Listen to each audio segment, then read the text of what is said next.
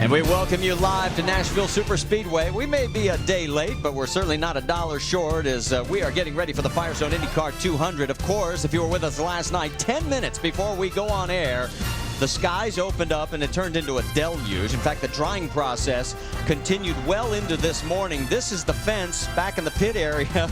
Everybody trying to dry out their uniforms, getting ready for today's race. And we're already having the cars out on the racetrack as we welcome you to race number 11 of 17. It is the Firestone Indy 200 from Nashville Superspeedway. And we welcome you to Firestone Race Day as we are just about ready to go with the green flag for 200 laps. We'll show you the Firestone starting grid across the top of the screen.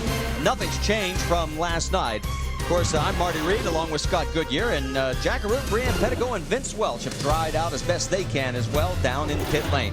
Scott, let's talk a little bit about the fact we now have a green racetrack and a much different atmosphere than last night. Well, obviously the race was supposed to go underneath the lights last night. As you can see the onboard cameras here, see if your favorite driver is there. But conditions have certainly changed from the fact that underneath the lights the cars work one way. Here in the heat of the day, 12 noon, different conditions for the drivers. Have the engineers got the right setup for the drivers here today? It's a bit of a guesswork, but we'll watch to see how many changes happen during pit stops to make sure that those drivers can get the cars working as they need to, Marty. One lap to the green. One of the rows we're going to keep an eye on is row number 2, because that's where we're going to find Tony Kanaan and Sam Hornish. They're going to line up side by side. Remember what happened last week at Watkins Glen. How could you miss it unless you were buried underneath a rock?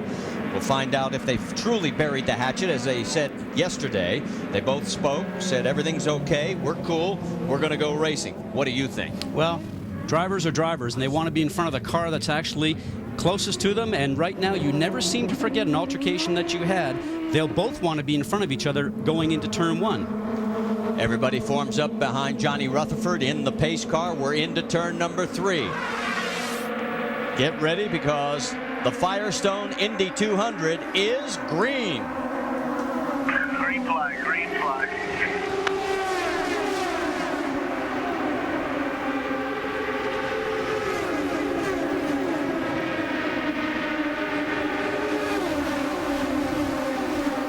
Down the backstretch already, that's Dario Franchitti making a move around pole sitter Scott Dixon, and he takes the lead.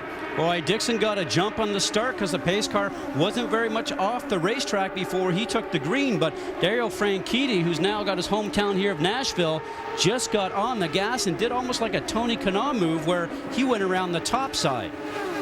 There you see his Dixon's teammate Dan Weldon and Sam Hornish. They're duking it out for 4th position. Now, we talked about the different conditions that you have here from where these cars finished when they got off the racetrack on their final practice. Because of the hard rain that we had twice last night, it's washed all the rubber off this race course, and this being a concrete surface, basically what you need to do is all the drivers love to be able to get lots of laps in here and start to get the rubber down this racetrack to let their car work for them. And now in this situation here, the cars will change for the first 30 or 40 laps until that rubber starts to fill in those concrete grooves that we have because this track has been ground. Jack Arute, you have more on this?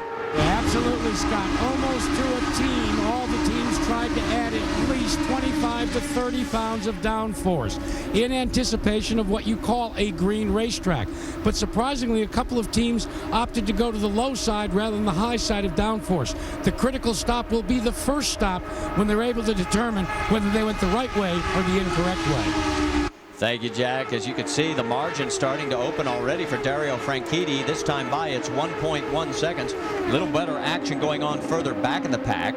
We saw Danica Patrick get around Marco Andretti earlier. That was for 6th position. Tony Kanaan and Sam Hornish aren't anywhere to be found together. Tony has moved up to the number 2 spot. Sam has dropped to the number 5 position.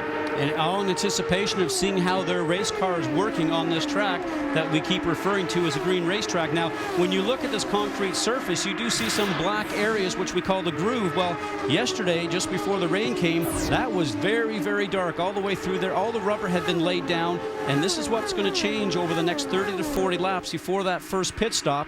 And all these drivers right now are talking to their teams, telling them what the race car is doing. They'll be making wing adjustments, tire pressure adjustments, and that will continue on through the race. The winner today will have to monitor his car the best and make sure they make the best changes to get that car to run consistent for the 200 laps here, Marty. You're riding on board with Scott Dixon in third. He started on pole. Of course, he's coming off the big win last week at Watkins Glen, and his teammate Dan Weldon is behind him. That's exactly the way they finished this race last year. In fact, by 11/100ths of a second. That's how close it was. The closest finish ever at Nashville. Weldon, of course, he has been struggling a bit as late. Not the case for his teammate Dixon. Vince? Well, Scott Dixon told me before the race today, with the rain coming in last night, as Scott and Jack had indicated, he anticipated the track would be slippery. He said, I'm not too worried about it. He said, let's get through the first fuel stint, and then we'll be more concerned about how the car's handling. But remember, guys, it was very loose in qualifying, even though he sat on the pole, and he was not expecting a great car or great track during this first fuel stint. Well, he led 69 laps in that victory last year. His teammate Dan Weldon actually led the most, so it makes sense he's not panicking about not being out front right now as you continue to ride on board. There is Dario Franchitti. It's the fourth race this year that Dario has led. He won all three of the previous races. Is that an omen of things to come? Stay with us. We'll find out here at Nashville.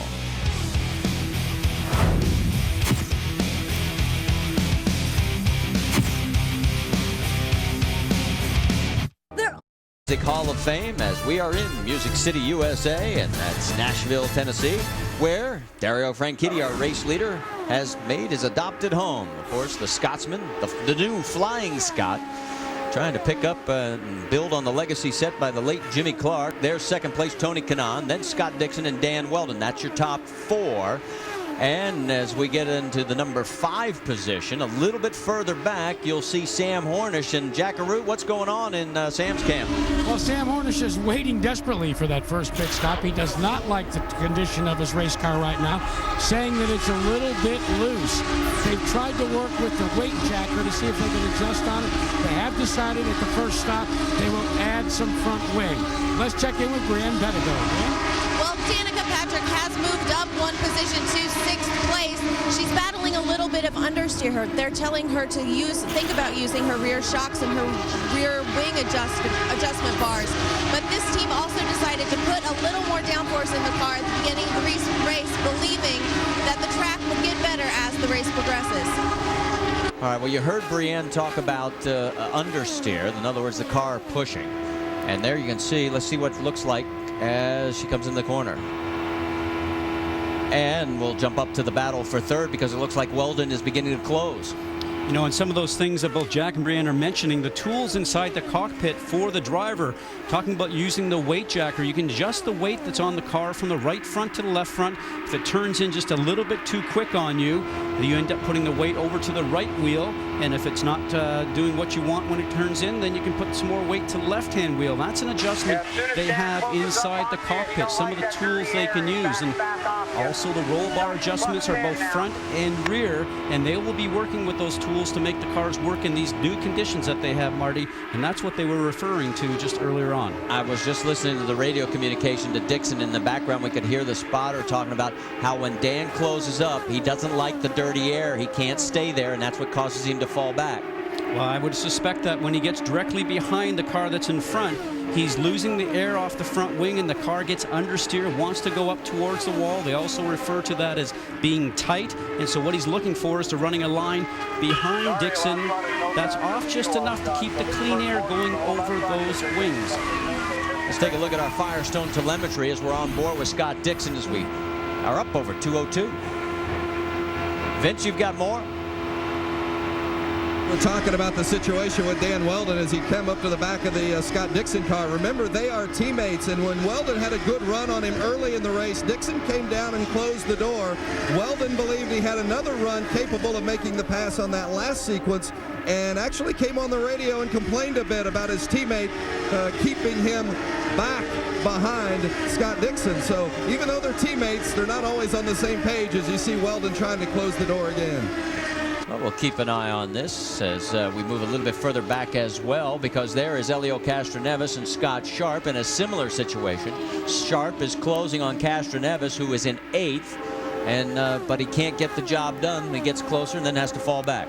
As we always say. First stop, Scott. Halfway to the first stop, you've got the fastest race lap so far. There we go. Some great information for Scott Sharp. Or the number 8 machine. The situation right now is that his race laps are fast, but it's one thing to get caught up to the car in front of you guys, and it's another thing to be able to make the pass. A track here that basically turns into a one-groove racetrack. Jackaroo? Fascinating, Scott Goodyear, that Patron car would be the fastest car on the racetrack because we're only talking about all the teams trying to add downforce. Ray Lito was one of the teams that decided not to. I talked to him just before the start of the race and said Scott Sharp's car is basically in the same livery that they anticipated starting the race in last night. Why? Because the projected temperature last night at the start of the race was supposed to be in the 90-degree range. Guess what? It's about 90 degrees today. Yeah, but it feels a lot worse than last night because that sun is just beaten down and the humidity is high. As we check in again with our race leader, Dario Franchitti, he is lapping at 200 miles an hour, roughly 23 seconds, as we are working lap 27 of 200. And you heard the spotter talking about halfway through the stint. That means we can expect pit stops around lap number 50. So as Dario Franchitti continues to lead Tony Kanaan by 1.7 seconds, we'll step aside as you go side by side. Back here at Nashville Super Speedway, Dario Franchitti, our race leader, closing on Sarah Fisher. As Sarah is in 18th and the final car, she would be the first to go a lap down. But it gives you an idea. Gives you an idea just how fast everybody really is. I mean, we're working lap 33 of 200 before we see any lapping. There's Tony Kanaan as he is now 2.3 seconds behind Dario Franchitti. Of course, the big news all week long was the incident last week at Watkins Glen involving Tony and Sam Hornish. We talked to both of them, and they're not close at all, as you'll find out as they talk about the subject of sportsmanship. I know how to lose, which I've been proven many times. I think every time a teammate of mine won a race, or even a friend of mine like Dan Weldon won a race, I was in victory lane congratulating them. I never, ever saw Sam congratulating anybody in victory lane besides himself. So we have different views on that. Tony's comments is. And just as you were watching that, Tony Kanaan has crashed into the wall coming out of turn number 2. Yeah, right. Yeah, I'm all right. Sorry, guys. Yeah, you heard Tony say sorry, guys, so we'll have to go back here and have a look to see what was happening. Was he trying to get around traffic? Did something happen with the car? Was he offline? But a very quiet Tony Kanaan just said sorry, guys, before he took the steering wheel off, before he climbs out of the car. And there's the black marks there, guys, high up in the middle of the turn and out of the groove. But the question is, how did he get there? Let's take a look. We've got it on replay. No, traffic as we thought, maybe so. Remember, this is a one-groove racetrack, just a little high. The back end starts to come around on him. Remember, it's one and a half grooves around here, and on a green racetrack with no rubber down because the water has washed all the rubber off the racetrack. There's the situation for Tony Kanaan. All right, let's listen on the onboard.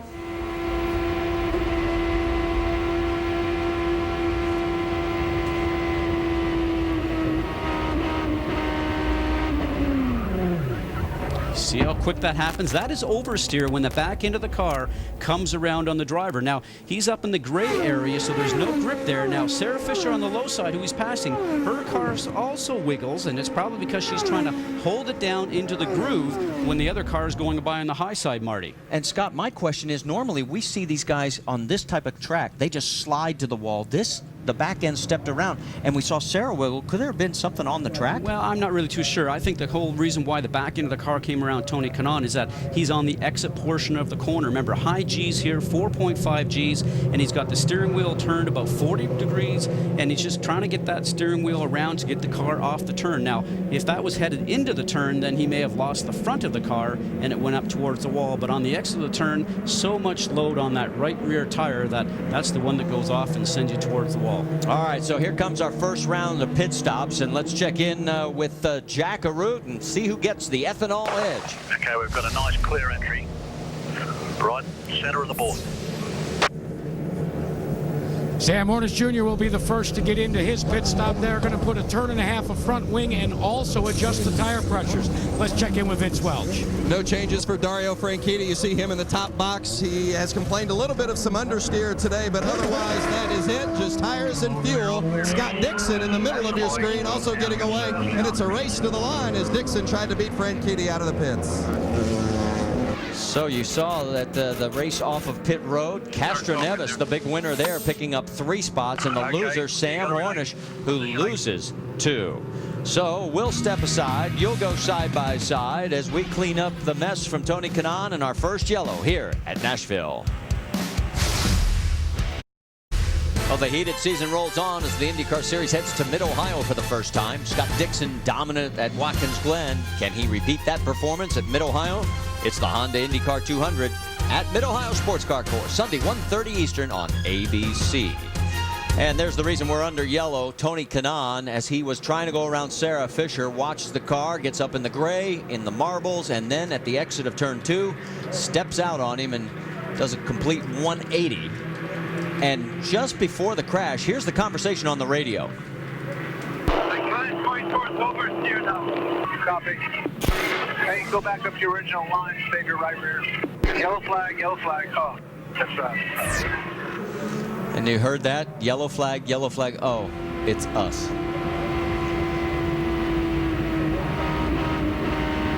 Jack, we're taking another look at this. Give us an update from the pits. Well, fellas, let's tell you, track position, as you've said, is going to be so very important. All of these teams wanted to try and short fill or try and just change the tires. But with what happened with Tony Kanaan, with what's happened with all their cars, the big concern is whether you had severe push or severe loose in your car. They had to make wing adjustments. There's where the problem begins to surface. You've got to change the tires first, then make the wing adjustment. That'll add a second and a half to a stop, and that'll pretty much negate any shot you've got of gaining a spot on pit road. Well, talk about gaining a spot. Tony could lose a spot in the championship chase. He could drop to 4th in the points. He completed every lap in his 04 championship season. He's now crashed out of 2 of the last 4 races. Let's reset it for you. It's now Dario Franchitti, Scott Dixon, Dan Weldon, and Elio Castroneves up to 4th. Danica Patrick is up to 5th. And we're back to green.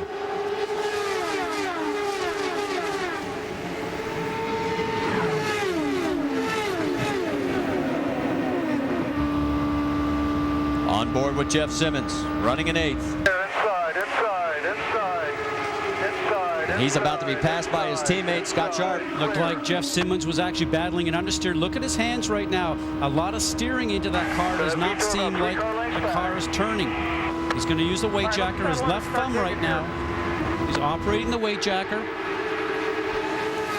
Take a look at the battle up front. Dan Weldon trying to move up a spot. It's Franchitti, Dixon, Castroneves, and Weldon, and Danica Patrick.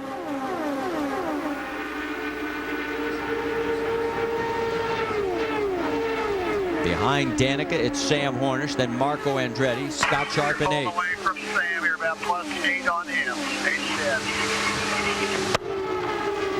Okay, you heard the radio for Danica talking about +8. That's the gap back to Sam. Now, as our folks in the pits were mentioning, they're going to be doing adjustments on the cars during those pit stops, wing changes, and also tire pressure changes. The drivers will go out and give the car about 3 or 4 laps.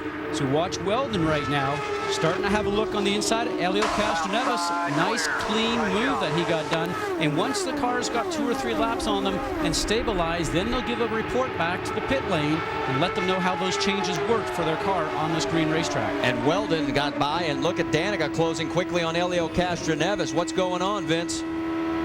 Sorry, Jack. Guys, Elio Castroneves had made a major change in terms of front wing. They've added a bunch of front wing to the car. He thought at first he was going to like the result, but right now they're still trying to bring those Firestone tires up to temperature before they'll be able to tell for sure. Well, it's interesting you mentioned that, because I noticed on the restart, Jack, that he was actually lagging back behind the cars in front. And when you make a major change like that on your front wing, you can really tell, even coming up to speed before the green, whether or not the car is going to be too positive, and that means turning in too quickly. And I wondered why he lagged back on the restart, and it's probably because he needed some clean air in that car just to sort of get a feel for it. Well, so far, now that everything's sort of settled down for a few moments, so we have caught up with Tony Kanaan. Brianne? Guys, I caught up with Tony at the Infield Medical Center where he walked out. You are okay. We're glad to hear that. Can you tell us what happened on the track?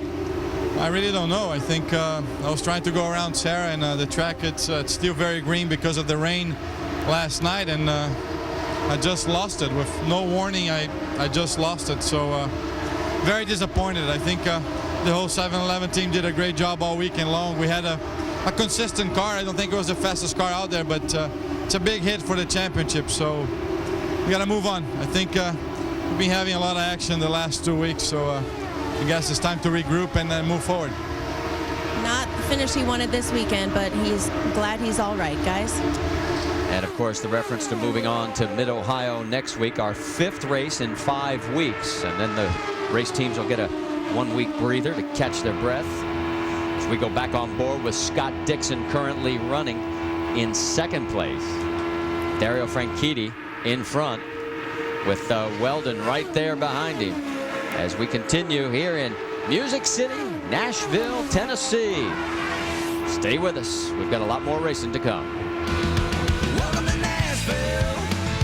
Welcome to Nashville. Welcome to Nashville. Welcome to Nashville. Welcome to Nashville. Nashville, Tennessee. The NHRA Powerade Drag Racing Series is in Denver for the Mopar Mile High Nationals. You don't want to miss first round. It's a monster matchup. 14-time champion John Force against 4-time champ Gary Scelzi. The NHRA tonight at 9 Eastern on ESPN2 and ESPN2 HD. There's your late race leader, Dario Franchitti, by 0.6 of a second over Scott Dixon. And, of course, if we take a look at the points, that's exactly the way they're running there. And this is points as of now. If the race ended, Franchitti would lengthen his margin from 47 to 60. Weldon would jump ahead of Tony Kanaan, who's crashed out of this thing. And Sam Hornish would remain in 5th. All right, Scott, you were noticing something as we went to side by side. Let's take a look at the different race lines. What we've noticed here right now is the cars are handling dramatically different for all these drivers. In practice in the last couple of days, those lines are perfect. Now watch the car in front, Dario Franchitti, a lower line going into the turn. The 2nd car on your screen, Scott Dixon, in the blue Energizer car, a little higher going into the turn, going into turn 1. And the 3rd car, Dan Weldon, in his red Target machine, a different line there again. Now if this had been yesterday, all those drivers were running the same path, if you will, because their cars were probably working very much the same. But see there again, Franchitti. His car, I think, is working very well. The other 2 cars, the Target machines, enter in high and have to cut down low towards the center of the turn, the apex, to be able to not push their car up towards the wall on the exit of the turn. So there's going to be more adjustments done, I think, in the Target cars here in the next couple of pit stops to get those cars. What I think is happening is slowing them from understeering up towards the wall right now. And if you're just tuning in at the bottom of the hour, welcome to the Firestone Indycar 200, race 11 of 17 on the 07 schedule. We're at Nashville Superspeedway. I'm Marty Reed along with Scott Goodyear. Down in pit lane, we've got Jack Arute, Brianne Pettigo, and Vince Welch. In fact, we're going to put the 3 of them to work because we're going to get you up to speed. Vince, you're up. Well, we'll start at the front of the pack, and that is with the leader, Dario Franchitti, who has been up front this entire race. Remember, he is a previous race winner here. He led 74 laps en route to the victory here in 2005. In 2nd place is Scott Dixon. Dixon won a week ago at Watkins Glen. He started this race on the pole, but his car has not been handling all that well here in the early going. They did make a tire pressure adjustment change in the first pit stop. It is a little bit better. Right behind him is his teammate, Dan Weldon, in the number 10 car, the Target machine for Chip Ganassi Racing. Ganassi came on the radio just a bit ago after they made a front wing adjustment on the first stop. Weldon said the car was skating. Ganassi said, don't lose it. We've got a long way to go. In 4th place is the number 3 car of Helio Castroneves. Castroneves, since finishing 3rd at Indianapolis, has just 1 top 10 finish in the last 5 races. He said the championship is a long shot from here, but never say never. Let's go to Brianne Pettigo. Well, Vince, running in 5th position is Danica Patrick, who her team just radioed as soon as she got in that position and said, you're now a Penske sandwich, so make the best of it. There is a bit of concern about her left front mirror. They made an adjustment to it before the race started, and she has radioed to her crew saying they may not have made the correct adjustment. Jack? Well, that Penske sandwich is topped off with Sam Hornish. Remember, Hornish made major adjustments in tire pressure, major adjustments in the front wing. None of that has paid off for Sam Hornish. Brianne, he continues to complain of a loose race car. In 7th position is Marco Andretti, who at that last stop asked for what he said was a ton of front wing. I just spoke to his crew. He said that now Marco is happy with the car, and apparently the change worked. Jack? In 8th is car number 8, Scott Sharp, who started this race with almost the same setup that they anticipated to use last night. And right now the car is quick, but every time Scott Sharp tries to go and pass someone, it begins to develop severe understeer. Brianne? Well, in 9th place is his teammate, Jeff Simmons, who his team just radioed to him saying at this next stint, at the next stop, they will make tire pressure adjustments to try to get him a little more grip. Jeff Simmons also had a bit of an issue right before the race started. He didn't have the right visor, guys. He had his nighttime shield still on his visor for his helmet. So he was struggling to find the right pair of eyes for this track. Jack? And right behind Simmons is Vitor Meira, still winless in his IndyCar career. This car has not run well all weekend, and the Delphi Automotive people gambled a little bit today, but so far the biggest difficulty is passing. Running in the 11th position is Thomas Schechter for Vision Racing. I spoke to Larry Curry, and he said that this was a race where they thought Thomas could excel, but he told me that before the rains came last night. And in 12th, the ABC supply car for Darren Manning. Here is the orders that Darren Manning is running under. A.J. Foyt Jr. told him, and I quote, "Put it right flat out and just go along for the ride." Guys? All right, and let's round out the rest of the field for you. And 13th, it's Ed Carpenter. 14th, A.J. Foyt the 4th. Kosuke Matsura is 15th. Buddy Rice 16th. And Sarah Fisher getting lapped for the second time. She is in 17th position. And Tony Kanaan is out of the race. And Sarah looks to be slowing drastically. We'll keep an eye on that as we're getting ready to send you side by side one more time. That's Dan Weldon going around on the high side of Sarah. So we'll send you side by side here at Nashville Super Speedway.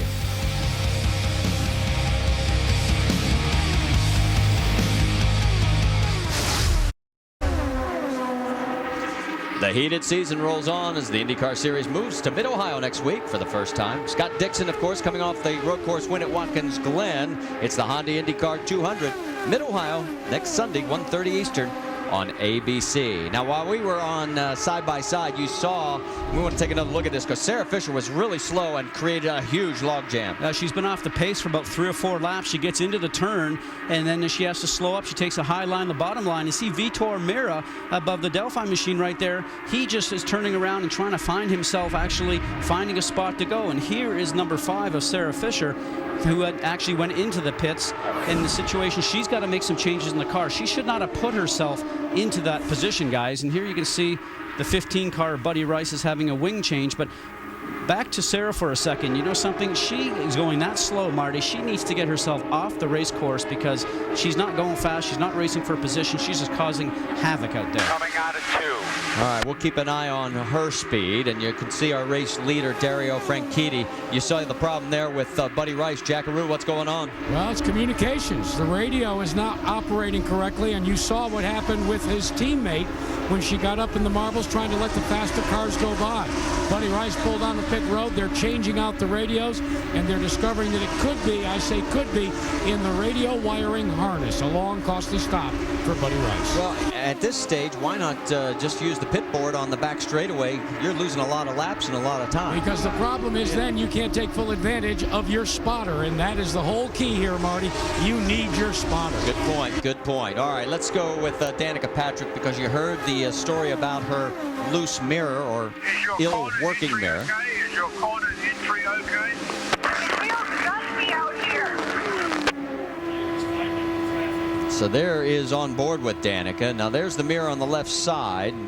It's probably just out of adjustment where she can't see out the left side.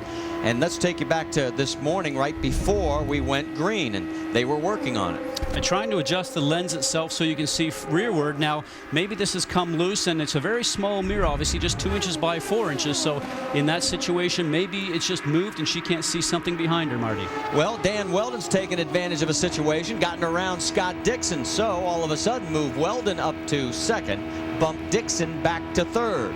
on lap 83 of 200. Let's go back, take another look at it on replay.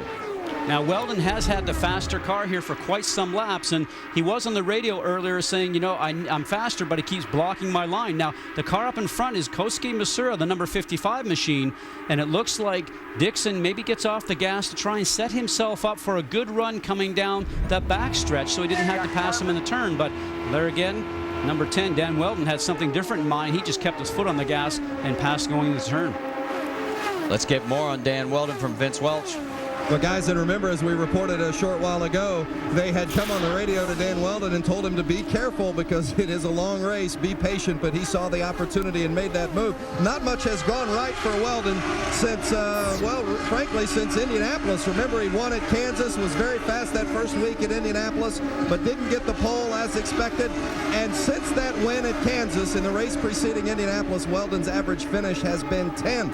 He told me this weekend they're not quite sure what the problem has been, but they've got to get it fixed if they're going to make a run to the championship.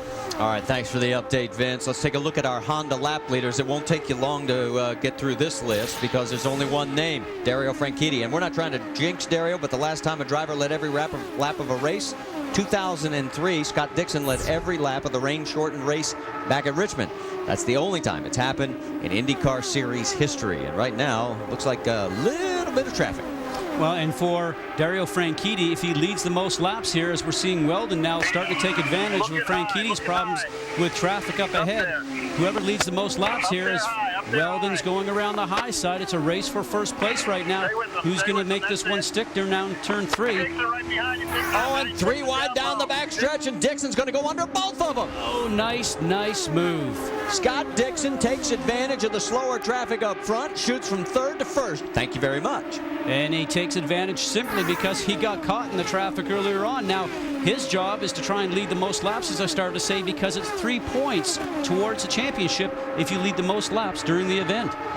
So now let's reset it for you. It is Dixon, Weldon, and Franchitti your top 3. Helio Castroneves 4th, and Danica Patrick rounds out your top 5.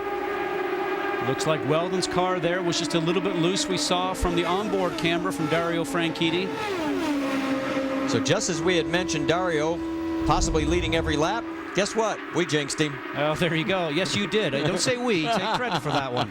And here's the situation again. Traffic up in front, the vision cars. Dario's looking for a safe place to go through. Remember, he's the points leader. He's the championship leader right now. Doesn't want to jeopardize anything. And the number 10 car of Dan Weldon, well, he needs points, so he's going to take any advantage. And Dixon, being very bold, takes the advantage between both those guys and slides underneath them, takes a preferred line going into turn 3. Let's just listen and watch.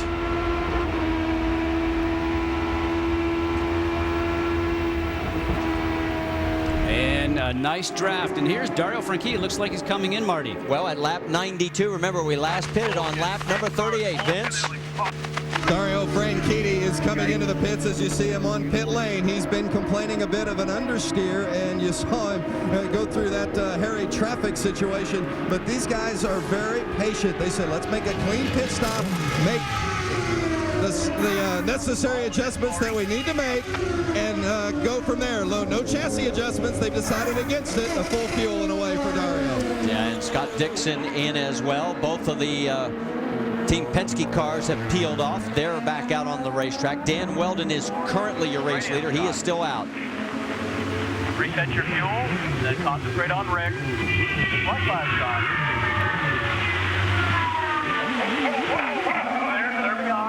You see Danica Patrick, she's back out. So is Scott Dixon. We let you listen to the radio. You heard the call from the team, and here comes Dan Weldon. He peels off 2 laps later. Here we are, 5, 4, 3, 2, 1.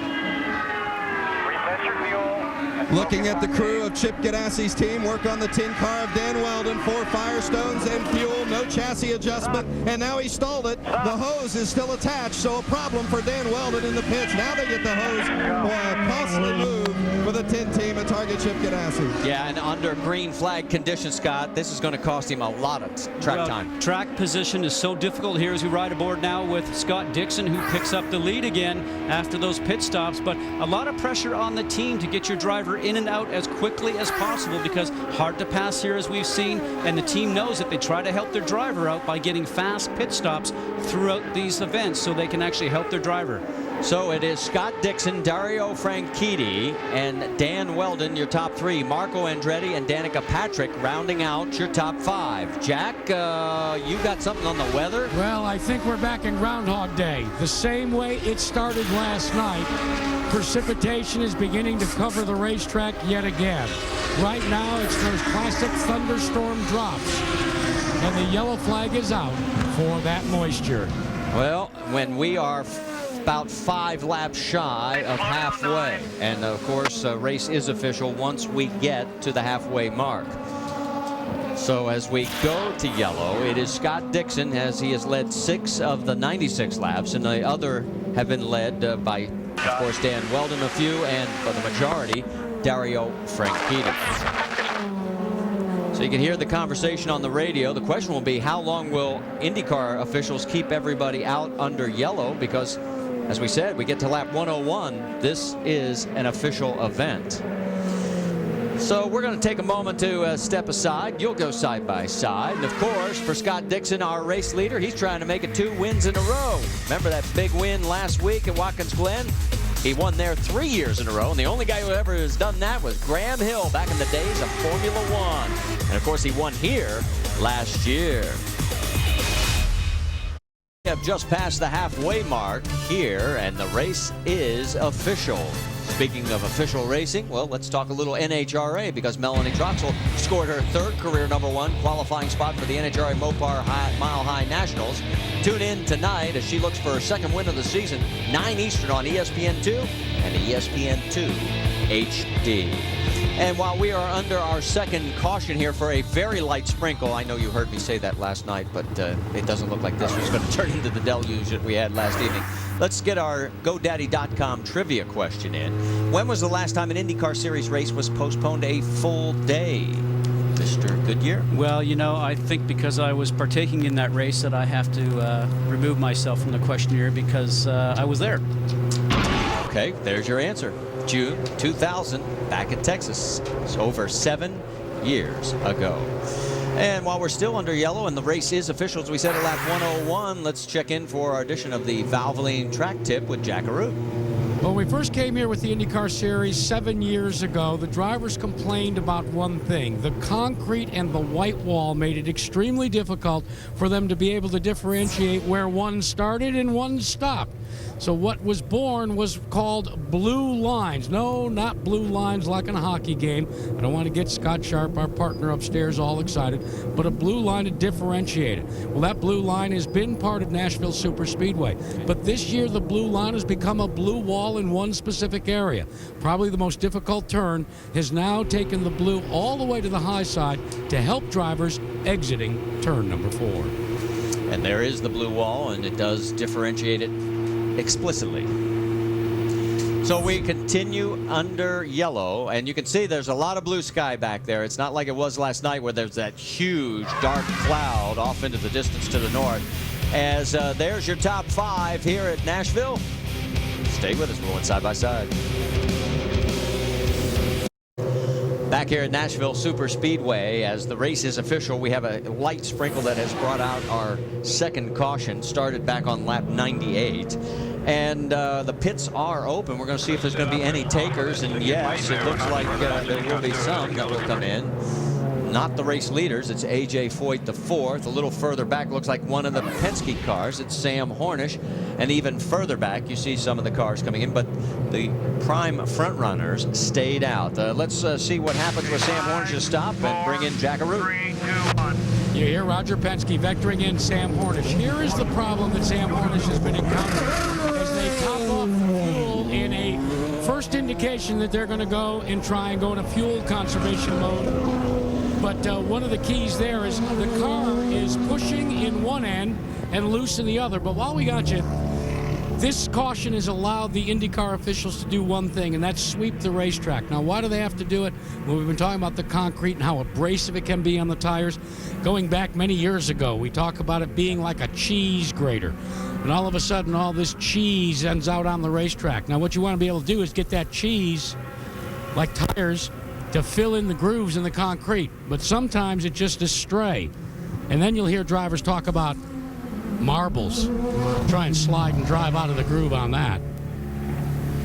Thank you, Jack. Now you got to clean up that mess. Now here is the real deal out on the track. And it's not actual marbles that we used to play with when we were kids, but it's those rubber balls that actually turn into the size of marbles that are actually up there. And that is exactly what causes the problem with Tony Kanaan. He got up into the marbles and the back end came around because of loss of grip. And if you actually go up there during the race because you're trying to let traffic go through, those marbles get on your tires and cause less grip also. So Jack has got his area cleaned up. It looks like the rain has stopped, so we're going to go green soon.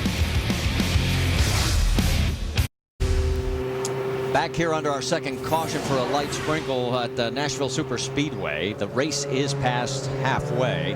If you're just tuning in, let's get you caught up on what you've missed so far, because in the beginning it was all about Dario Franchitti. He led the first 88 laps. Our first caution of the day was brought out with this incident as Tony Kanaan, the back end just swapped ends on him as he was trying to pass Sarah Fisher, and he hit the wall at the exit of turn 2. And then Target Chip Ganassi's team all of a sudden shot to the front. Great pass by Scott Dixon to take over the race lead, and not too long after that, well, we had a little bit of sprinkles, as you can see on our onboard camera. But as we are getting ready, we get word that we will have one lap remaining before we go back to green flag racing here at Nashville. And Marty, this restart is going to be so very important. Scott Dixon is very aware that Dario Franchitti is behind him in second place. Now, there's a 10-point differential between first place and second place, 50 points for first and 40 points for second. So Scott Dixon, who's chasing Franchitti in the points championship right now, certainly knows that if he can actually stay in front of him, he can gain some points towards the championship. And on the other side of that, Franchitti understands that, but this restart is a great time to pass on this very narrow 1.3 mile course here at Nashville. So let's watch to see what's going to happen with these two. We have 12 cars on the lead lap. The first two in your screen right there, Scott Dixon, Dario Franchitti running first and second. The third car in that shot right there, the number 20, Ed Carpenter, he's a lap down, followed by Dan Weldon. Marco Andretti and Danica Patrick, they are fourth and fifth. So Carpenter, the one lap vehicle that could be a little fly in the ointment, as we are back to green at Nashville.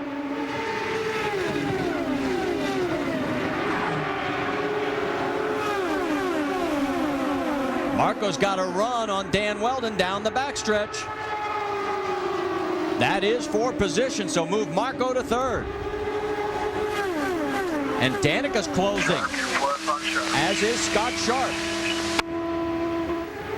Now Weldon's moving around, trying to find a line, not giving much opportunity to Danica Patrick. Watch her wheel right now. She's seesawing at it as the car in front takes away the air over her wings. Now remember, Dan moved on Danica back in Milwaukee, and they ended up having a conversation at the end of that deal. All of a sudden now things start to settle down a little bit. Action going on a little further back. Looked like Darren Manning trying to make a move underneath. Nothing has changed up front, though. Scott Dixon continues to lead. And there is Sam Hornish trying to make a move around one of the Vision Racing entries. I think that's Thomas Schechter. And yes, it is. So it would be for position. That's for 10th on the racetrack. Of course, for Sam Hornish, he doesn't want to even think about last year here. He crashed in turn 2 on lap 130. Now, one of the reasons Sam has not been handling well, we've heard about that. Let's go back and take a look at the restart, because you said this was going to be oh so important. Let's take a look at Sam's restart. Oh, everybody's bunched together, and restarts are a great time to pass cars on the restart when they're all close together. And here he goes on the top side, the number 22, AJ Foyt the fourth. And on the bottom side, the number 4 machine, the Delphi car of Vitor Mira takes advantage of that also. Now, Sam's on a bit of a different fuel strategy. Remember, he came in there just at the very end of that last caution yellow to top up his fuel. So sort of gambling on maybe getting a little bit further in the race before another fuel stop. Well, he has 11 laps in hand over race leader Scott Dixon. Let's bring in Vince Welch.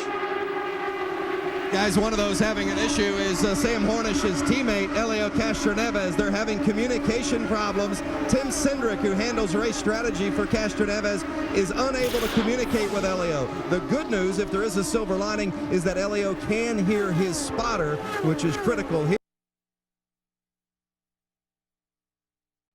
All right, let's go back up to the race lead and check in and see how Scott Dixon and Dario Franchitti are faring. There they are, running first and second. The margin on the clock is about a half a second. That is still Ed Carpenter holding station there in the third spot on the racetrack, although he is a lap down in 13th. Let's take a look at our Firestone telemetry. Now the trick around here is to see if you can keep 100% throttle all the way around. Sometimes you can do that when you're by yourself, or as we ride aboard with Dario Franchitti in the Canadian Club car, when he's got a bit of a gap between the car in front of him, which is Scott Dixon. The key, though, if your car is going to work well in traffic, is to be able to keep that throttle on as much as possible as you get into the turn behind the traffic that's in front. Remember, not much grip at this race course here. It is concrete.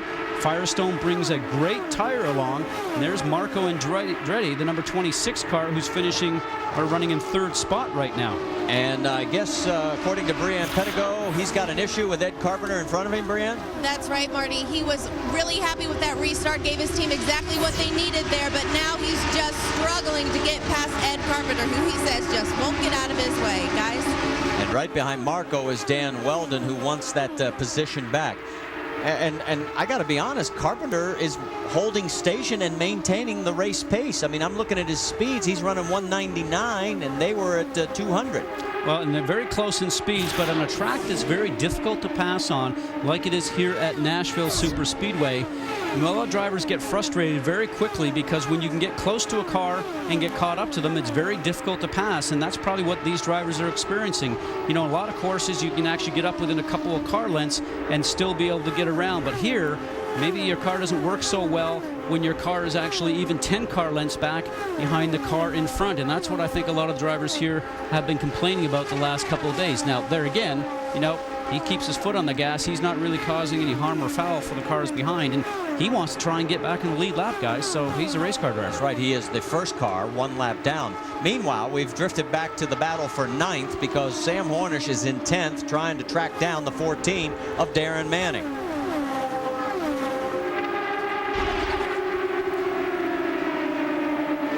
There again, you can see Sam, his Team Penske machine, gaining along the straightaway, getting a little bit of a draft. Not super long straightaways here to do that, but there's Weldon, the 10 car, underneath the 26. Oh, and Danica was coming as well, but she had to check up. And there's Scott Sharp. Look out. Oh, a bold move by the Motorola car of Danica Patrick. She certainly knew that Sharp was looking on the inside. Pulling away. On board with Danica. That's Sharp right behind her. +4. Remember, you want to have patience around this race course because opportunities come not very often, but you do have to be smart about it because you certainly can take yourself out if you don't calculate it correctly. But right before yesterday's race, I saw Danica after the drivers' meeting, and she mentioned to both of us, she said, I may have to put the car at risk a little bit, take a few chances because she started 7th, and she's been willing to stick her nose in there and go for it. That's why drivers get paid the big money, Marty. We can tell you that Sam Hornish has gotten by Darren Manning, so put Hornish up to 9th, bump Darren Manning back to 10th. Meanwhile, it's Scott Dixon out in front. Back here at Nashville Super Speedway, that is Scott Dixon, your race leader by 7/10 of a second over Dario Franchitti. In third is Dan Weldon, but Weldon's got his hands full right now, and he is getting very frustrated. You can tell he has just finally gotten around Ed Carpenter, but it's cost him a ton of time. That's the red car that went by on the screen right there, and you can see the blue flag waving right in front of us there by the starter stand, and that was for the 20 car, the green and white car, Ed Carpenter. Now, we mentioned before that Ed was on pace, but recently he's dropped off about 1.5 miles or maybe even 2 miles an hour from the pace he was running at before, so all of a sudden he becomes a hindrance to these cars that are running on the lead lap.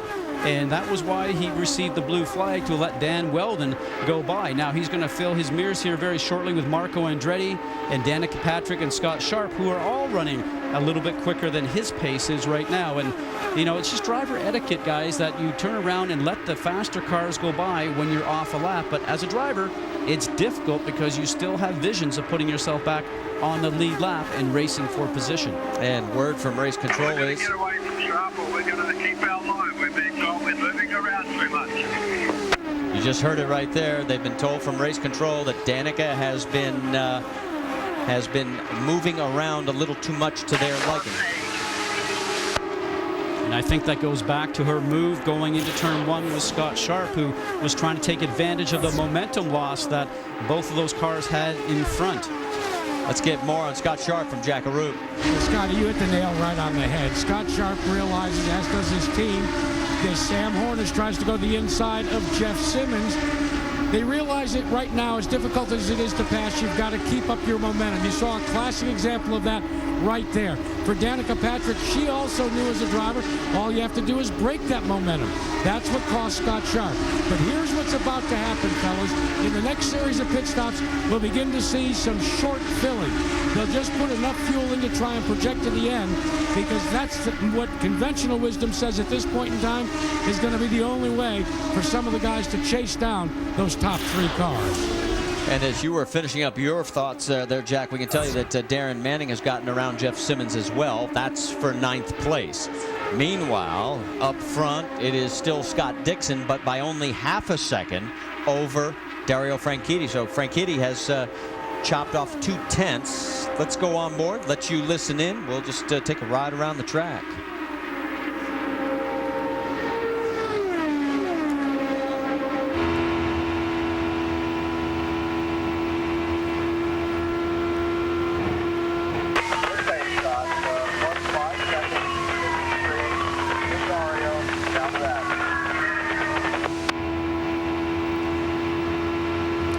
Information that Scott Dixon was listening. He said good pace. You're about 0.5 seconds ahead of Dario Franchitti up ahead. Now, interesting to note, Scott Dixon has now led quite a few laps as we ride aboard the 27 car of Dario Franchitti, and Dixon's going to be trying to lead more laps than Dario Franchitti has. You can see the throttle application coming off, and listening to that on Dario Franchitti's a little bit. He grabs a little bit more steering here. Let's ride along and listen through turn one, see how he works here. That's called feathering the throttle. As he gets into the middle of the turn between turns 1 and 2 down by the apex, he's actually having to lift the throttle a little bit more in 1 and 2 than he does in 3 and 4. So that's costing him speed to the car up in front of Scott Dixon, and he's about a half a mile an hour slower right now in race pace than Scott Dixon is up ahead. And while all that was going on, we can tell you that Sam Hornish has gotten around his teammate Elio Castroneves for 7th. And there you can see that is Jeff Simmons going past Buddy Rice. Rice has fallen well off the pace. Simmons in 10th. Who is struggling with his race car. You saw him turning the wheel a lot, so much he started to tilt his head just a little bit. Check about 3 car lengths back. And off the throttle a fair amount. Remember, we mentioned the key to go around here fast is 100% throttle, as we've seen on our Firestone telemetry many times before. The more you lift, the slower you go. It's as simple as that. So Scott Dixon goes lap 143 in the books. So let's get an update on him. Vince? Well, this may be bad news for the rest of the field here at Nashville. Scott Dixon is very happy with his race car. And in fact, I just spoke with Mike Hall, who handles his race strategy and communication with Scott, and he said the car is coming in much the way it did on Friday in practice here. And you can recall on Friday he was fastest on track, of course set on the pole as well during qualifying on Friday. But they are very happy with this car, and with Dixon's car being comfortable, that doesn't bode well for those behind him. No, it does not. And remember, he's coming off that big win at Watkins Glen. This would carve even deeper into the points lead, because remember, you get 50 for first place, 40 for second. That's where Dario Franchitti is in second place right now, as we are in Music City, USA. Welcome to Nashville. Welcome to Nashville. Welcome to Nashville. Welcome to Nashville. Welcome to Nashville.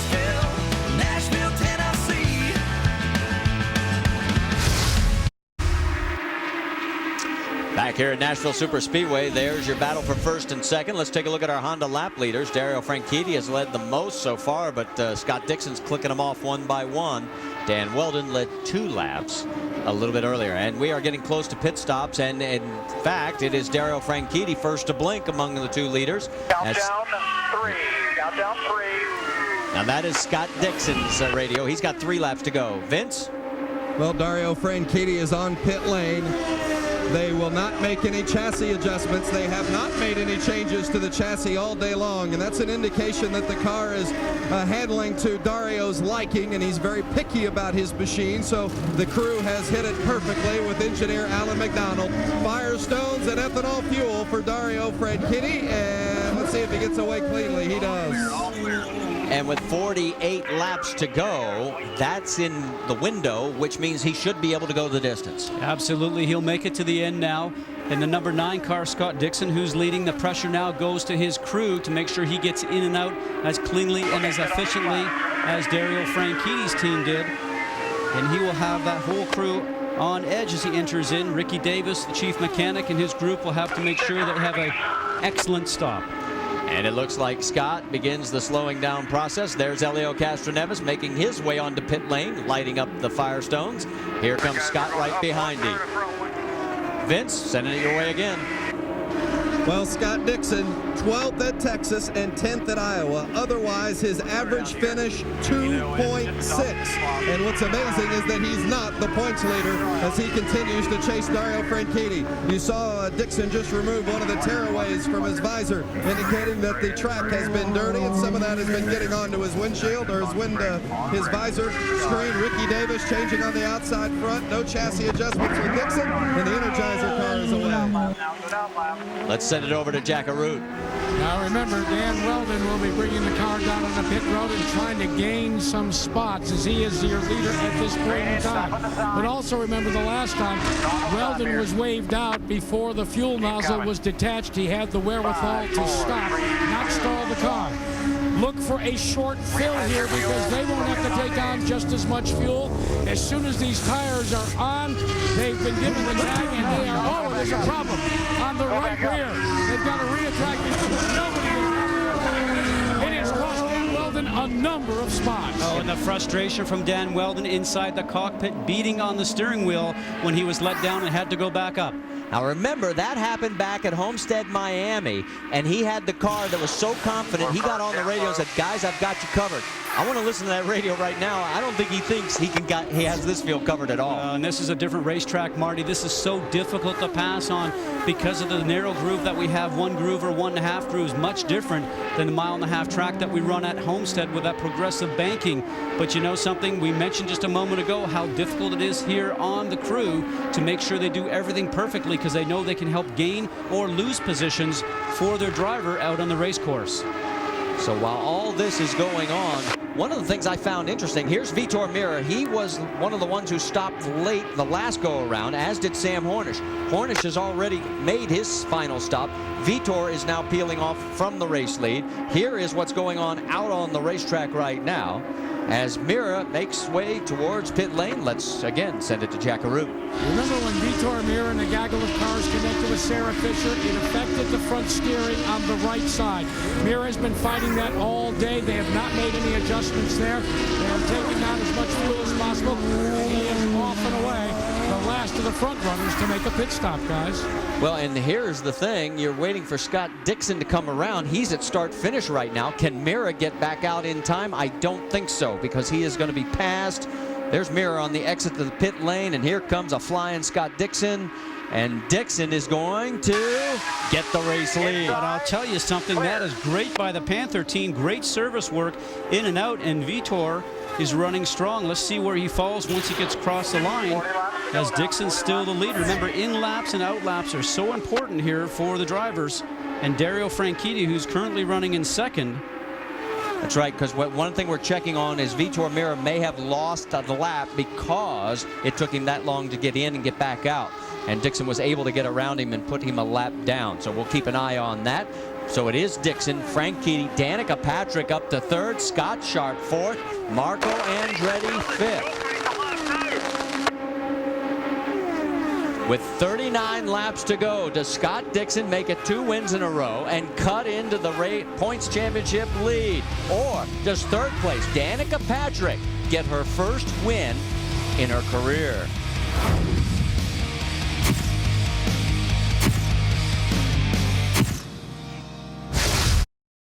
All right, here comes Scott Dixon here at Nashville, and he is approaching lap traffic once again.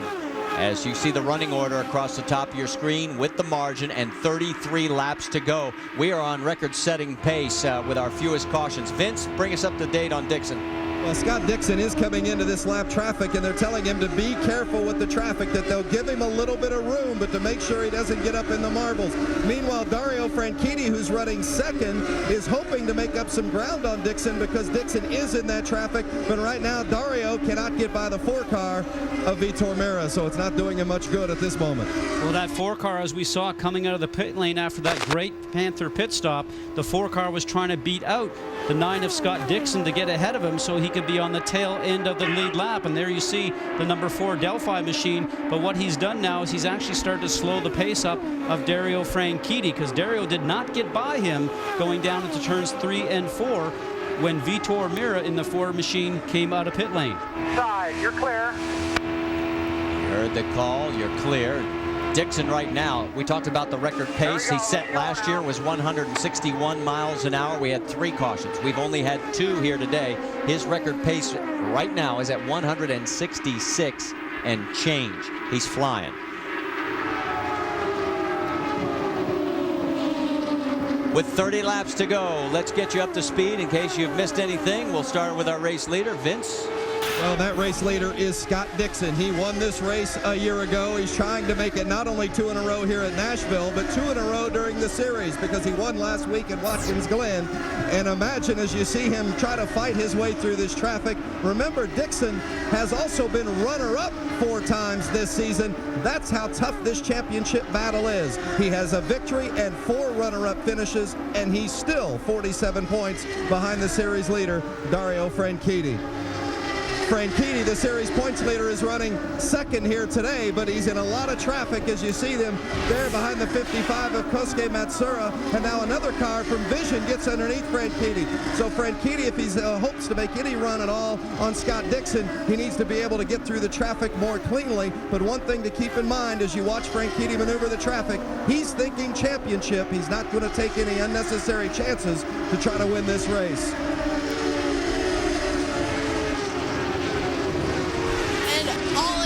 The Danica Patrick campus. She is running in 3rd position. She's been getting a lot of help from her spotter, whose birthday it is today, Marv Tresh. Has been helping with other spotters' communication, getting her past the lap traffic, and especially when she got past Buddy Rice, she even told him, get to him and tell him thank you. Jack? Brianne Scott Sharp has taken an above-average car and has put in an even more impressive performance as he starts to work his way through the exact same traffic. It has been short filling and quick stops by the Patron team from Ray Hall Letterman that has earned Scott Sharp 4th spot. Brianne? Well, Marco Andretti currently running in 5th position. We are seeing shades of the old Marco Andretti today, guys. Listening to him on the radio is like listening to the Marco we have used to see back in the day. He is very fiery and just wants that traffic out of his way. He's very happy with this car. Jack? Well, Roger Penske had hoped by topping off the tank that he might get an advantage for Sam Hornish, who has been battling handling problems all day. But unfortunately, it has not benefited Sam as he is mired in the back end of the top 10, guys.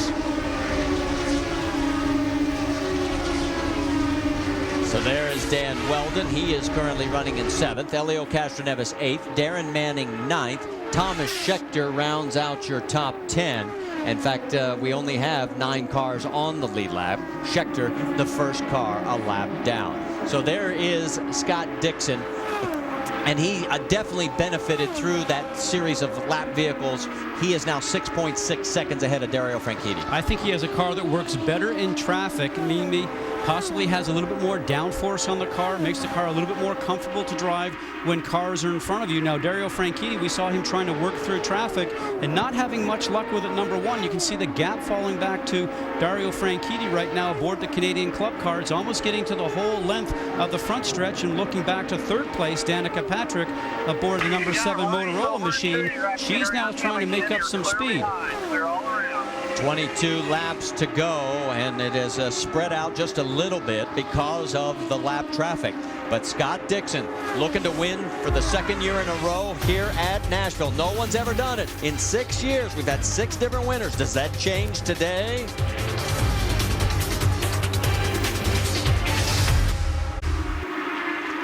Back here at Nashville Superspeedway, it's race 11 of 17 on the 2007 IndyCar Series schedule. You're looking at the race leader, Scott Dixon. He is in control as the laps are closing quickly. 18 to go, 17 this time by, and it is this big a margin all the way back to Dario Franchitti, who is in second place. It is now 7.8 seconds. In third, Danica Patrick, 10 seconds back. In fact, she is gaining. If she can get around this slower vision car, she can close in on Dario. It's Ed Carpenter who's just up there in front of her right now in the green and white vision machine. There's the number 7 machine of Danica Patrick. There's Scott Sharp's machine, who had a great exchange just a few laps ago with Marco Andretti when they got caught up to traffic. And now you see Marco running on the high side here, and they're going around traffic. Scott Sharp's on the low side. You know, Marco Andretti, very, very aggressive, 20 years old. On the low side, Scott Sharp, and you know something? 39 years old, Scott Sharp gets in there, gets the car wiggling, keeps his foot on the gas, and he makes it look easy compared to the 20-year-old. And Marco also dropped another position back to 6. Sam Hornish is now in the top 5. And there they are. That's the gap between those two.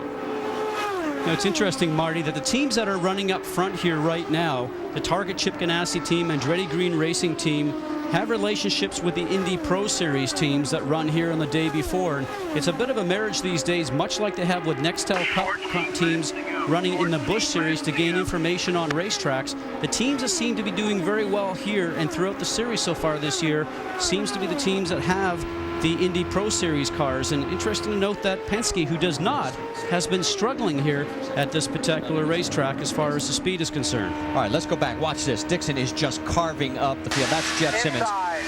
You noticed something the last time on this onboard. Yeah, just watch his hands here. They're just very smooth, and in particular, you actually watch the right hand. It comes up from his normal driving position and moves up towards around 1 o'clock and not going all the way past 12 noon, which some of the drivers seem to. Jeff Simmons has got a problem, and look at Kosuke Matsura, some kind of contact. We have our third caution, and with 12 laps to go. And what is Dario Franchitti saying right now, Marty? He's going, this is exactly what I needed to get in the back tail box of Scott Dixon on this restart. So let's take a look here. Jeff Simmons trying to come into the pit lane. Pretty quick and just getting in there. And, no, this isn't good.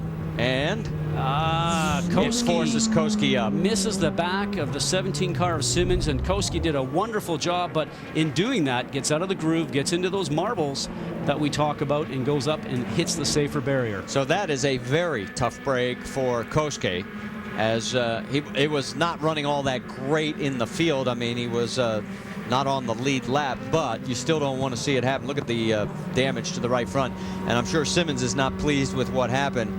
As again, he's coming in, and you've got to woe this baby down, but he doesn't get it slowed down enough and goes sliding right out over the grass.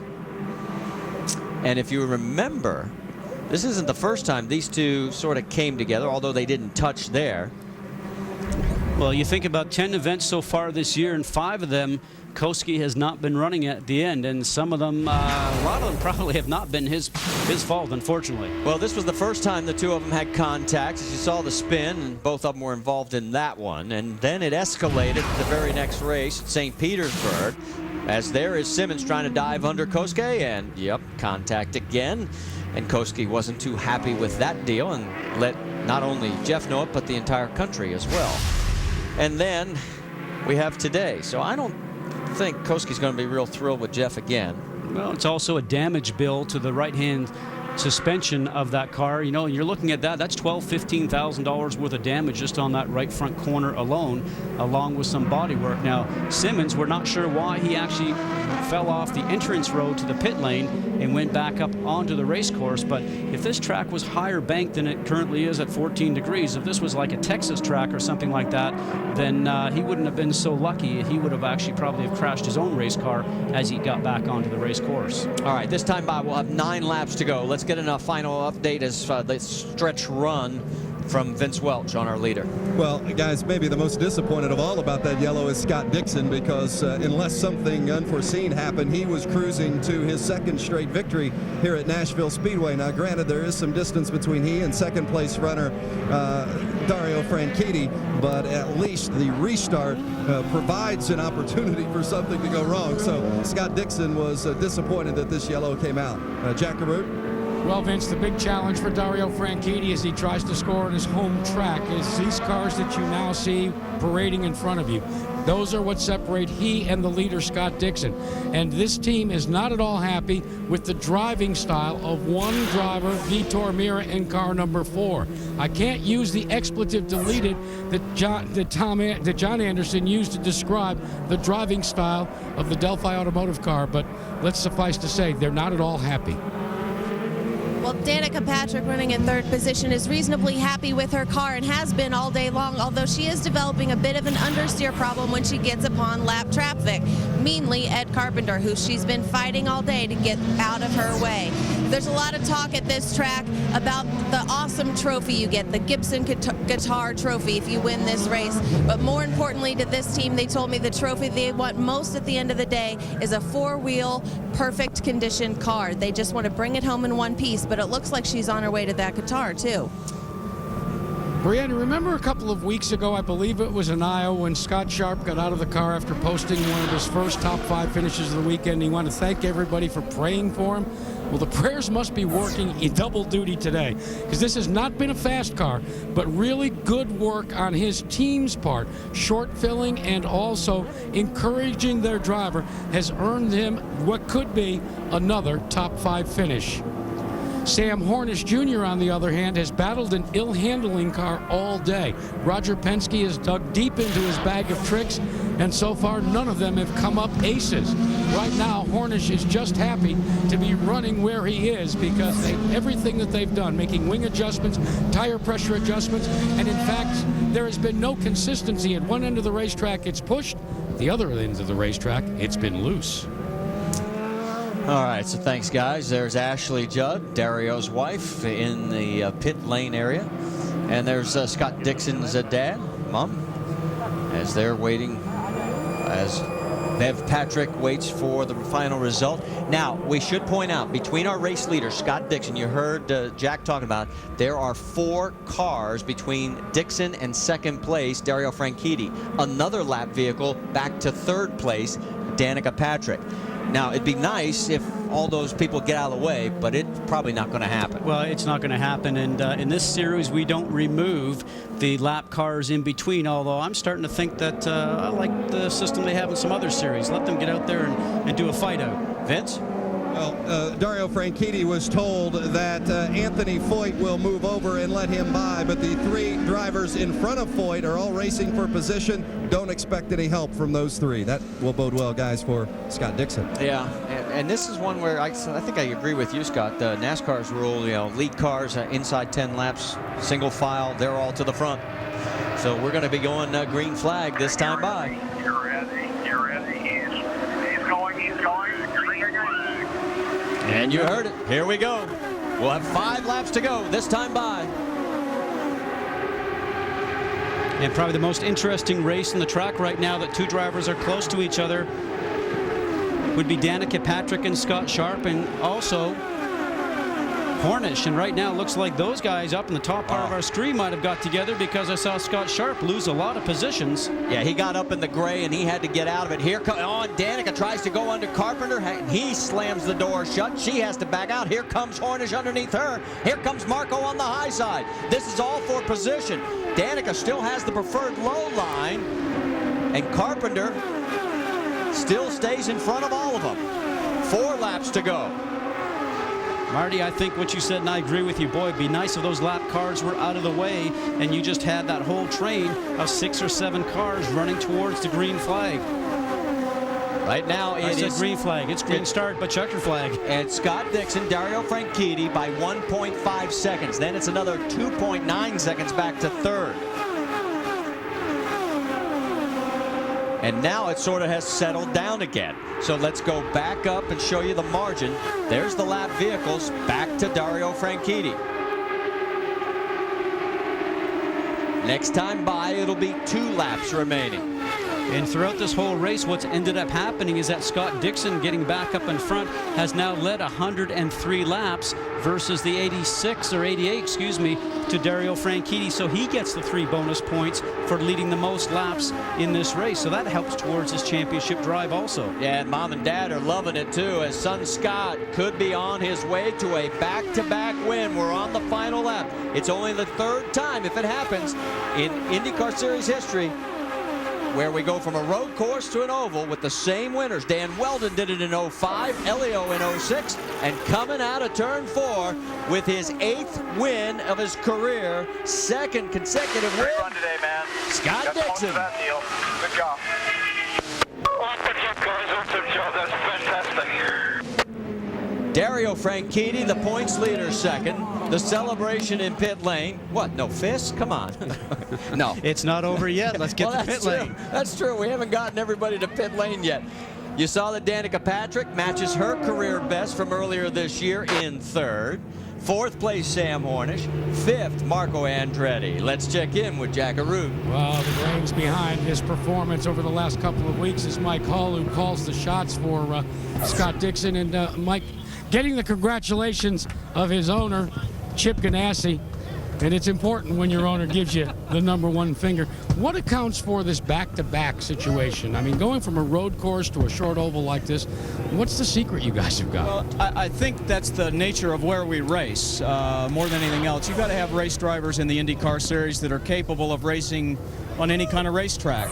And Scott Dixon is certainly one of those guys that can race road tracks, street tracks, and all different size ovals very well. And let's face it, he wants to win. Mike, when you're chasing for a championship, and again, Dario Franchitti, you finish ahead of him, you win the bonus points for the most laps. You've been around this sport for a long time. Harder or easier to be the guy chasing rather than the guy being chased? Well, when you're racing an Andretti green car with Dario at the helm, that's a tough chore in itself. Let's face it, those guys do a heck of a job. And racing Dario, there isn't anybody on the face of the planet that's better to race with than Dario and Franchitti. So what Scott's doing, what the team's doing, what those guys are doing, what we're doing is what you do with now 5 races to go. Well, congratulations. Let's check in now with Vince Welch. Vince? Well, Scott Dixon just took off the gloves and getting congratulated by his teammates. And as soon as he got out of the race car, he took that Gibson guitar that so many of the drivers want to take home with them at the end of this day and held it up and celebrated with that Gibson in his hand. The 2nd year in a row that Scott Dixon has won here at Nashville. And as Jack and Mike Hull discussed, the 2nd week in a row that Dixon has won as well after taking the checkered flag at Watkins Glen. Congratulations on the victory. It seemed as though your car was getting better as the race progressed. What was the plan there? No plan there, just to go fast. And I think everybody else's car was getting worse. We were doing the same times, but fantastic weekend for Energizer. The Target boys have done it again. It's 2 weeks in a row, and it's definitely what we need for the championship. But what a tough race with passing those back markers and just trying to stay up front. Dario was having a good race as well. How about the traffic? And as we talked about it, initially in the race, you lost a few positions early, but as the car seemed to get better, but it seemed you were able to maneuver the traffic a little better than Dario. Was that the handling of the car? I think I caught it a little better, maybe. Our car, I think, maybe had a little bit more downforce, so it enabled me to get a little closer on the traffic. But, my teammate's car, Dan, was very fast to start with. I'm like, I thought we were going to have to race with him all day. But I think the track was had quite a bit of understeer to start with. Then it got loose, and so the guys that were neutral just went backwards. And luckily, our car was in the right direction. how about the championship chase and the dent that this puts in Dario's lead? 47 points coming into today, but you led the most laps. Yeah, so that's a 13-point gain on him, which is fantastic, and it's exactly what we need to do. We've still got, 5 or 6 races left.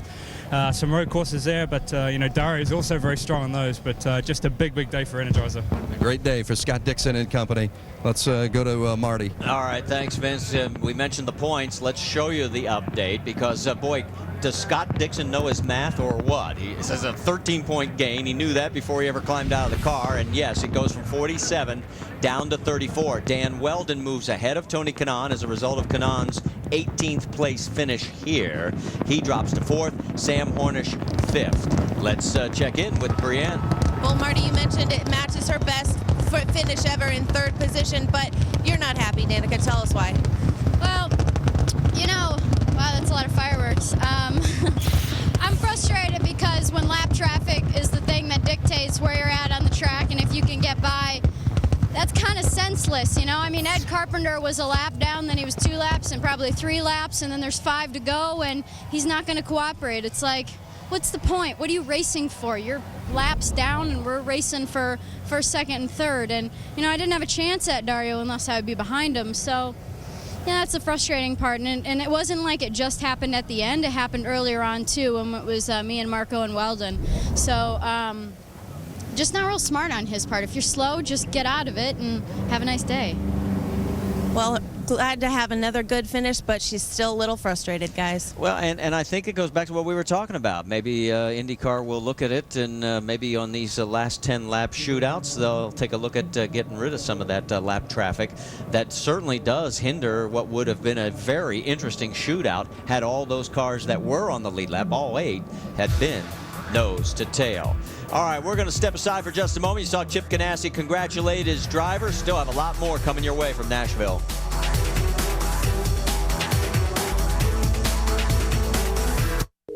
And back here as the celebration continues down in victory lane. Let's get caught up with the man who still has the points lead. That's Dario Franchides with Jack Arute.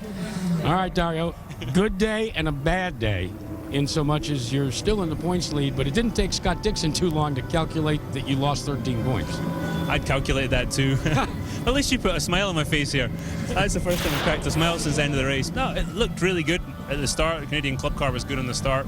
Past Dixie, took off, and looked good right up until we got into some lap traffic. And I can understand them not want to go a lap down, but sometimes the lap cars are pretty difficult. And Dan and Scott got a run, and they got by, and then Dan proceeded to block for a little while. Dixie took off, and after that we just struggled in traffic. We couldn't, even with the lap cars, couldn't get close enough to make things happen. Just a big push, and we're okay when we're on our own, but let's go Mid-Ohio next week and try and fight back. Yeah, a lot of people say that that's why you have spotters, so that they can cut deals upstairs. All of a sudden, fellow spotters, the guys that are doing the lap traffic, are they getting deaf up there? Some of them are. I've got to say thanks to PJ Chesson and AJ Foy at the fourth, because those guys helped us out on that last restart. Really appreciate that. But what goes around comes around, and if we're ever in that position, we'll make it as hard as they make it for us. But as I say, I'm really looking forward to going to Mid-Ohio and seeing if we can get that points lead back up. Well, do me a favor, just so we don't feel left out from 1 week ago. Guys. We're having none of that fighting stuff over here, guys, but it's a solid 5th place finish for you, Marco, but you're a little worked up as well. Tell us why. Thanks for putting me on the spot. No, the NYSC team, if we do this for the rest of the year, it's good. We had a better car than I think where we finished. It just, it's so hard to pass. So is it this year, and if you want to keep somebody behind you, you're gonna, and that's what happened to cars 3 laps down. If they want to keep me behind them and block, and that's what they were doing. So it was frustrating because you would think one would come my way, but it seems like we only went backwards when we came up the traffic. But that just means we got to try to make a better car in traffic next time. So not bad. Still a solid finish going into Mid-Ohio. Vince? Well, and Scott Sharp had a good run today as well, finishing 7th, and that's the 7th top 10 for the Patron team with Rahal Letterman. But Scott has one as well that feels like maybe the finishing spot could have been a little bit better. And I think we're going to take a look at this restart and the traffic involved. Well, it was what was talked about in the drivers' meeting. It's a one-groove racetrack, and guys, you got to get someone, if there's a lap car in the way, you got to get them out of the way.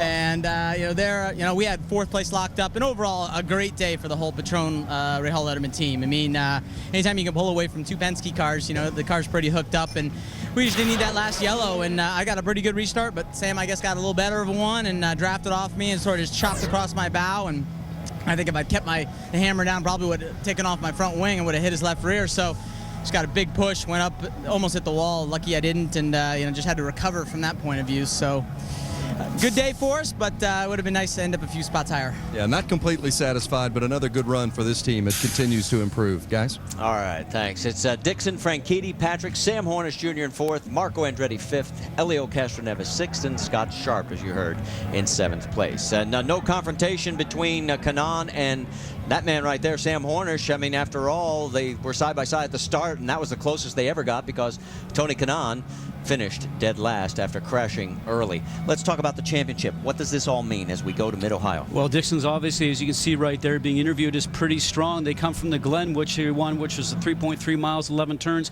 A very tricky Mid-Ohio track coming up, 2.2 miles, 13 turns. Very physical, very tough. It's going to be interesting to see all the road course specialists come out for that event next week. And we salute the team of Scott Dixon because they become the first ever to repeat here in 7 races at Nashville Superspeedway. So that's going to wrap it up for all of us. For Scott Goodyear, Jack Arute, Brianne Pettigo, Vince Welch, I'm Marty Reed, and we'll see you next Sunday, July 22nd at 1:30 Eastern Time on ABC for the Honda Indycar 200 at Mid-Ohio. This has been a presentation of ESPN, the worldwide leader in sports. Coming up next, it's the LPGA's Jamie Farr Owens Corning Classic. Congratulations once again to Scott Dixon, and we'll see you next week in Mid-Ohio. Till we meet again.